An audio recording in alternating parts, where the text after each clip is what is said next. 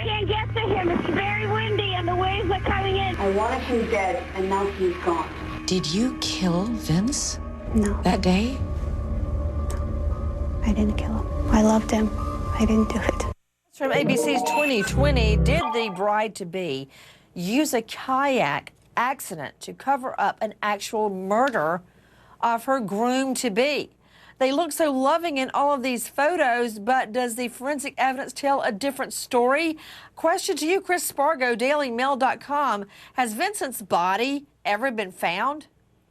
So yes, Vincent's body was found, but it took them over a month till after he was gone till they finally found it in the Hudson River. Now, that leads me to my next question to Dr. Devi, Assistant Professor, NYU School of Medicine. Dr. Devi, after your body has been in the water that long, would you be able to tell, for instance, if he was dead before he went in the water? You might be able to tell. You can also see if there are signs of a struggle, for example, if there's something under the fingernails. But the problem is with the water being water kind of facilitating the decomposition, people sometimes lose their fingernails and other forensic evidence. Let's take a listen to the 911 call. What can we learn? I can't get to him. It's very windy and the waves are coming in and I can't paddle to him. All right, stay on the phone with me. He's getting further and further away from me. He's gonna drown. Oh no, baby! That's from ABC's 2020 to Alex Sanchez and Robert Vicker. Okay, to you, Sanchez. It seems as if she becomes frustrated in her interrogation with police and basically says, okay, fine. If you want to make me give a statement, I'll give a statement. But at that point, I really think the cops should have just dropped it.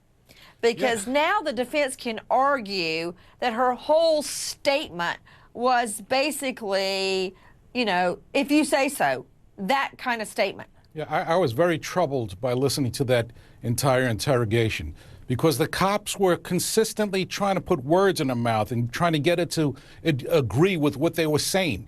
She never at any point admitted that she killed him. That's number one. Number two, the fiancé in this case bears some responsibility because he goes in ice-cold Hudson River without a wetsuit, without a life jacket, and he was drinking. I don't know. I don't know what really happened, though, because isn't it true, Frank, that we don't know the circumstances about him getting into that kayak? We don't know why he was there. We don't even know if he was sedated. We know nothing about him being in that kayak, do we? Or do we? No, that's right. That's exactly right. And we know both of them had a history of kayaking previously. While they had never kayaked this particular body of water together before, both of them clearly enjoyed kayaking. So that's exactly right. We don't know that. You know, Justin Fryman, let's talk about a potential motive. Why would she want her groom to be dead? I mean, they haven't had years of a bitter, acrimonious marriage, so what's the point? Well, she does say that there was an issue about him wanting to have sex often, wanted a threesome, was into porn. Well, then break up.